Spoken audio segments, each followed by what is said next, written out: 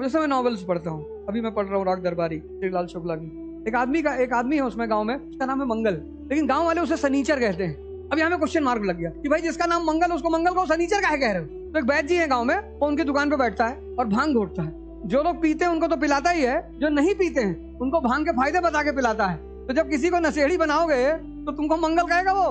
देखो चिंतन, तुमने साहित्य पढ़ना छोड़ दिया। अगर तुम रामधारी सिंह दिनकर को पढ़ते तो तुम्हें दुख नहीं होता कि तुम्हारे पिताजी क्लर्क हैं। अभी तुम दुख में हो। दिनकर को अगर पढ़ते तो तुम पढ़ते कि प्रसादों के कनकाब शिखर होते कबूतरों के ही घर। जितने बड़े बड़े महल टाइप के लड़के हैं, घर हैं, इनके बच्चों से मिलो, कोमल, नाजुक, मम्मा, हाँ मम्मा डॉगी। और वो हमारा एक गुजर दोस्त है भाटी, डॉगी को तो नचा के फेंक दे तो 11.2 किलोमीटर पर सेकंड से बाहर। गुजर है, बॉडी वडी बनाया है हिमांशु भाटी, 8-10 लीटर दूध तो मजाक में पी जाता बंदा। तो कोरोना में उसके गांव गए तो देखे उसका एक भाई था, वो नीम का पेड़ था, उसको हिला रहा था ऐसे। तो मेरा जो सोसाइटी है वहीं से उसका बगल में गांव था, बाहर तो घूम नहीं सकते थे, गांव में उस वक्त सुविधा होती थी, हम लोग अक्सर पहुंच जाते थे क्रिकेट खेलने, वहीं पे टाइम कटता था। और कितना पढ़ोगे दिन भर, गाय गांव तो देखे पेड़ हिला रहा। मैंने कहा बे ये क्या? अरे कहा भैया लड़ाई वड़ाई हो रही, मेरी शरीर टूट रही, इतना ज्यादा बेचैनी हो रही। देखो गांव में पलने का नतीजा। तुम सोचते हो कि ये शहर वाले अंग्रेजी बोलते हैं, बहुत बड़े हैं, कुछ नहीं बड़े हैं। तुमने एक अजीब सी हीनता पैदा कर रखी है अपने अंदर। प्रसादों के कनकाब शिखर होते कबूतरों के ही घर। महलों में गरुड़ न रहता है, कंचन पर कभी न सोता, रहता वो कहीं पहाड़ों में फैलों की फटी दरारों में। अगर तुम्हारे पास सुविधाएं हैं भी, छोड़ दो, लग्जरी को छोड़ दो, इतने अंदर से ताकतवर होते चले जाओगे जिसका तुमको अंदाजा नहीं। जंगल में कभी प्रजातंत्र नहीं आएगा, वरना जंगल में कभी चुनाव होगा। कौन शेर के खिलाफ पर्चा भरेगा? जेब्रा तुम बताओ मुझे, शेर के खिलाफ कौन पर्चा भरेगा? वहां ये हिरन पर्चा भरोगे? अरे भैया, जहाँ शक्ति है वहां उत्साह है। आज उत्साह की कमी है लोगों में। क्यों? शक्ति नहीं है, ना मानसिक है ना शारीरिक है। तो मैं पढ़ाता इतिहास हूँ, लेकिन मुझे सब्जेक्ट पढ़ने के शौक है। तो जब से मैं पढ़ने लगा, स्कूल में तो मैं पढ़ा नहीं कभी, मेरे जिंदगी के 2 भाग है। एक भाग मैं पढ़ा ही नहीं। मैं जिससे पूछूं क्यों पढ़ना चाहिए तो कहे पढ़ोगे तो नौकरी लग जाएगी। मैंने कहा जब पढ़ के भी नौकर ही बनना है तो अनपढ़ नौकर रहो, कम से कम अहंकार तो नहीं पैदा होगा। पता लगा PhD कर लिए फिर नौकरी कर रहे हैं, और वो मरा हुआ बॉस बदतमीजी कर रहा है, ओए पानी लेके आ। हम जहां भी काम किए कोई हमसे आज तक बदतमीजी नहीं किया, हम ही किए, सामने वाला तो नहीं किया, उतना मौका ही नहीं दिया। राजनीति कर रहे हैं, वहां भी हमको आज तक कोई कुछ नहीं बोला, बोल ही नहीं सकता। इच्छा थोड़ी है। हमसे साहब कहे पैर छुइए, पैर नहीं छुइएगा तो चुनाव हार गए। अबे मैंने कहा 400 चुनाव हारेंगे, किसी का पैर नहीं छुएंगे। अभी 400 चुनाव और हारेंगे और पैर नहीं छुएंगे किसी का। पैर किसका छुआ जाता? गुरु का, माँ बाप का, जिसने तुम्हारा जीवन बदला हो, सबका पैर छुओगे? हमारे रिश्तेदार हैं, उनकी कोरोना में ड्यूटी लगी थी इलेक्शन में, तो सौभाग्य से मेरा स्टूडेंट DM था, तो हमसे कहे कि अवध, हम क्या यार हमारी ड्यूटी कैंसिल करवा दो। हमने कहा चलो सुबह बोल दूंगा, अगर कर देगा तो ठीक है, वैसे हमारा नौकर तो है नहीं, कोई DM SP आपका नौकर तो है नहीं, आप उससे रिक्वेस्ट ही कर सकते हो, वो मान जाए तो अच्छी बात है, ना माने तो कोई बात। अरे बोले कैसे नहीं मानेगा? हम कहीं सब मत कहो कैसे नहीं मानेगा, नहीं तुमको भी बंद करेगा हमको भी करेगा। DM बहुत खतरनाक चीज है। प्रधान जी को देखो कैसे गांव में पीछे खड़ा करवा देती है DM, पीछे जाओ पीछे और पीछे जाओ। वो तो मंजू देवी प्रधान ताकतवर है, कहती जनप्रतिनिधि से ऐसे बात करते हैं। तो गए DM के पास, हम बैठे थे, तो लड़का निकला, DM साहब निकले, मेरे रिश्तेदार से गए, पैर छू लिए तुरंत। ठीक है, अब तुम्हारे फूफा है वे? नहीं, अब काहे पैर छुए? हमने कहा इसका छुट्टी कैंसिल मत करना, तो इसको बंद कर लो, इसको कम से कम 10 लाठी मारो। तुम पैर काहे छुए हुए? क्यों छुए? सम्मान दो, प्रणाम करो कि सर नमस्कार। मानी सी बात है, पद पे है तो सम्मान तो देना पड़ेगा। सम्मान नहीं दोगे तो दिखा देगा कि गांजा था इनकी गाड़ी में, 2 पुड़िया गांजा ले जा रहे थे, तो सम्मान तो भाई देना पड़ेगा। वो तो भाई उसने कमाया है तो देना पड़ेगा। पैर क्यों छुए तुम? तो जब तक तुम अंदर से ताकतवर नहीं होगे तब तक बाहर उपलब्धि नहीं होगी। और अंदर से ताकतवर होने के लिए तुम्हें सूर्य से एक चीज सीखनी पड़ेगी, न्यूक्लियर फ्यूजन। चंद्रमा में नहीं होता, चंद्रमा उधार की रोशनी लेके चमकता है, इसलिए कोई भी उससे आंख मिला लेता है और रात भर मिलाता है, लेकिन कोई सूर्य से रात भर आंख, दिन भर आंख नहीं मिला सकता। शाम तक आंख चली जाएगी 2 घंटे बाद। मंजू देवी जो प्रधान है पंचायत में, उनका नाम है नीना गुप्ता। उनको प्रेम हो गया विवियन रिचर्ड से, वेस्ट इंडीज का बहुत बड़ा क्रिकेटर था वो। प्रेम हो गया तो वो प्रेग्नेंट हो गई, तो विवियन रिचर्ड ने शादी करने से मना कर, हम शादी नहीं करें। अब 1980 के दशक में बिना शादी के माँ बनना, आज लोग मार डालते हैं लड़कियों को, बहुत सारे परिवारों में मार ही डालते हैं। अभी यूपी में बागपत एक जिला है, वहां मार दिया, मार के ले आके गाड़ दिया तुरंत। अच्छा, उसमें उनकी गलती नहीं है, स्त्री के साथ प्रॉब्लम क्या है कि स्त्री का संबंध परिवार के सम्मान से है। स्त्री जब भी कोई कदम उठाती है, वो भी मिडिल क्लास में, तो पूरा परिवार समाज का शिकार हो जाता है। पूरा भाई, बाप, चाचा सब गाली देना शुरू कर देते। तो अगर स्त्री को चाहिए कि मैं जैसा चाहूं वैसा हो, तो उसका एक विकल्प है बड़ा प्यारा, आईएएस बन जाओ। उसके बाद कोई तुम्हारे बाप को कुछ कहेगा ऐसे जीसस क्राइस्ट की तरह, उन्होंने डिसाइड किया कि मैं तो माँ बनूंगी, मैं तो अपने बच्चे को पैदा करूंगी। उनकी बेटी है मसावा गुप्ता, अभी शादी थी उसकी। आखिर वो ऐसा कैसे कर पाई? सिर्फ एक वजह से कर पाई, अगर गांव में होती तो मार दी जाती। E=S। अर्थव्यवस्था और समाज का गहरा संबंध है। जहां भी आर्थिक स्वतंत्रता होगी, वहां सामाजिक स्वतंत्रता होगी। Economic independence leads to social independence. तो आर्थिक रूप से आजाद थी। ये काल भारत का द्वितीय नगरीकरण के चरमोत्कर्ष का काल है। अर्थव्यवस्था अपने चरम पर है और औरतें आर्थिक रूप से आजाद हैं। तो जहां भी आर्थिक आजादी होगी, वहां सामाजिक आजादी होगी। नहीं होगी? यहाँ स्त्रियों की दशा क्यों बिगड़ी? अब तो तुमने फैक्टर जाने ही नहीं। मैंने कहा ना कि जो कोचिंग है बहुत अच्छा। हमसे जब पूछा, एक साहब ने पूछा क्या करोगे विधायक बनकर, हमने कहा सबसे पहले तो मेरा टारगेट है शिक्षा व्यवस्था, और शिक्षा व्यवस्था से पहले टारगेट है कोचिंग व्यवस्था। कोचिंग व्यवस्था 50,000 करोड़ का बिजनेस है, अच्छी बात है, एम्प्लॉयमेंट जनरेट कर रही है, पैसा जनरेट कर रही है, तो उसे खत्म करना तो अनुचित है। मतलब एक बेवकूफी भरा कदम, जो हमें इतना पैसा दे रहा है कमा के और 5,000 करोड़ टैक्स जमा कर रहा है, उस व्यवस्था को हम क्यों मारे? भाई जहां से पैसा आ रहा है उसमें सुधार कर दो। मेरा पूरा इंटेंशन था कोचिंग व्यवस्था को रेगुलराइज करना। फीस लिमिट है, मनमानी कोई नहीं लेगा। और जैसे स्कूलों का औचक निरीक्षण होता है, ऐसे कोचिंगों का भी होगा। फंडामेंटल राइट पढ़ रहे हो और दौरा हो गया इंस्पेक्टर का, तो इंस्पेक्टर की कमाई बढ़ गई। यहाँ भाई क्या क्या पढ़े? बोले साहब फंडामेंटल राइट पढ़ लिए। हम बोले बताओ चलो राइट टू इक्वालिटी समझाओ, और नहीं समझा पाए लड़का तो कोचिंग फाइन देगी। ऐसे बड़े सारे विकल्प मेरे पास है, मेरे सारे विचार है, क्योंकि मैंने इस फील्ड में काम किया है। मुझे पता है कोचिंगों में कोई गलती नहीं है, वो बड़ा प्यार से काम करती है, पर स्टूडेंट हमारा इतना विरोध क्यों करते हैं? सिंपल एक वजह है। अब जैसे मैंने तुम्हें डायग्राम दे दिया बना के, अब तुम क्या करोगे? अपने हिस्ट्री के टीचर से पूछोगे। अब अगर वो बेचारा बता ले गया तो बहुत अच्छी बात है, अगर वो नहीं बता पाया तो तुम पे गुस्सा नहीं होगा, वो यही भड़का रहा है। अच्छा खासा हम पढ़ा चले जाते हैं, कोई कभी क्वेश्चन ही नहीं पूछा। 25 साल से इस फील्ड में हूँ और लोग कहते हैं अवध ओझा नहीं पढ़ाते नहीं। आज तक कोई मेरी क्लास में नहीं आया।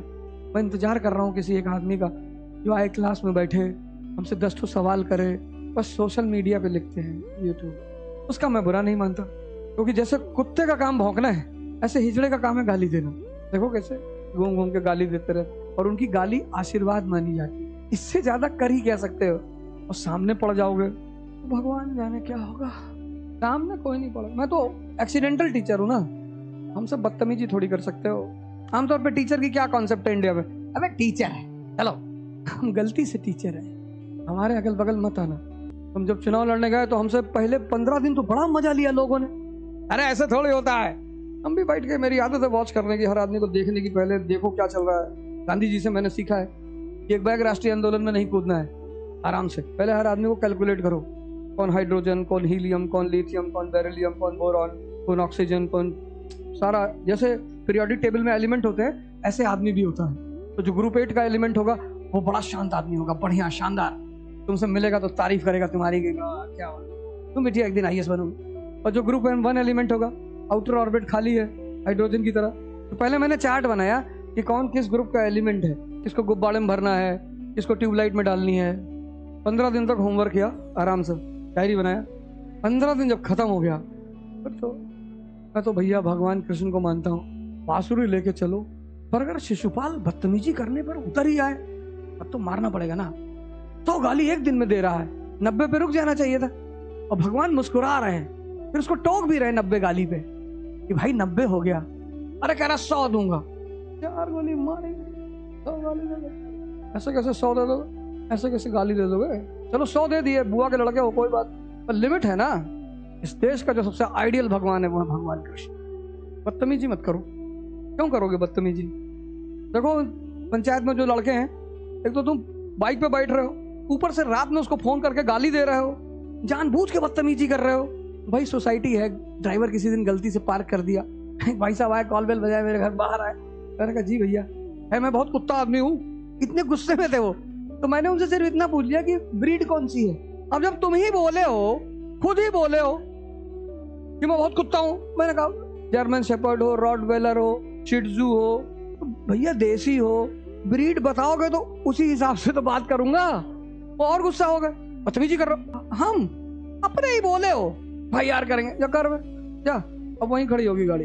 तो शांति से रहो धरती पर। एक काम हमेशा याद रखो, जब भी किसी चीज का तुम ABCD नहीं जानते, जैसे मान लो कोई लैंग्वेज तुम नहीं जानते हो, तो सबसे पहला काम क्या करो, उसकी वर्णमाला सीख लो, अल्फाबेट्स, यहीं से तो शुरुआत करोगे। अगर पहले ही दिन तुम उस लैंग्वेज की कोई बड़ी किताब उठा लोगे, नहीं कर पाओगे। जैसे मैंने बहुत लोगों को अंग्रेजी बोलना सिखाया बड़े सिंपल तरीके से। अमर चित्रकथा आती है, चित्रकथा में जो कहानियां बचपन में पढ़ते थे ना, कॉमिक्स, अब चित्रकथा जो होती है वो बच्चों के लिए होती है। अगर तुम चाहते हो तुम्हारी इंग्लिश तुम जानते हो, फ्लुएंट नहीं है, चित्रकथा पढ़ना शुरू कर दो। कम से कम 5000 चित्रकथाएं हैं, हर व्यक्ति पर एक चित्रकथा है। डॉक्टर अंबेडकर, APJ कलाम, तुलसीदास, कबीरदास, सब पे। तो सरलतम से कठिनतम की तरफ जाओ। जैसे अगर तुम्हारा ज्योग्राफी नहीं क्लियर है तो कक्षा 6 से 8 NCERT, 6 से 8, 12th पे पहले मत जाना। पहले तुम समझो लैटिट्यूड क्या है, लॉन्गिट्यूड क्या है। लैटिट्यूड पढ़ के हमें क्या समझ में आता, समय लॉन्गिट्यूड से मौसम और जलवायु। अफ्रीका 2 ट्रॉपिक्स के बीच में पड़ता है, पूरा अफ्रीका, तो पूरे साल उसको सबसे ज्यादा सनरेज मिलती, तो गर्मी का कॉन्टिनेंट है। अगर तुम पूरा अफ्रीका देखो तो ट्रॉपिकल जोन में है, ट्रॉपिक ऑफ कैंसर, इक्वेटर और ट्रॉपिक ऑफ कैप्रिकॉन, पूरा अफ्रीका पूरा। यानी अगर तुम्हें किसी जगह का जलवायु समझनी, अब ये मान लो अफ्रीका है, तो ये ट्रॉपिक ऑफ कैंसर, ये इक्वेटर 0 डिग्री और ये ट्रॉपिक ऑफ कैप्रिकॉन, तो पूरा अफ्रीका ट्रॉपिक्स में पड़ता है। तो जब पूरा अफ्रीका ट्रॉपिक्स में पड़ता है तो सबसे ज्यादा सनरेज यहाँ पे मिलेगी। यानी बिना लैटिट्यूड समझे तुम जलवायु नहीं समझते। अब तुम सोचो, अगर तुम क्लाइमेट की किताब उठा लो, क्लाइमेट पढ़ना शुरू कर दो, बिना लैटिट्यूड समझे, तो संभव हो पाएगा?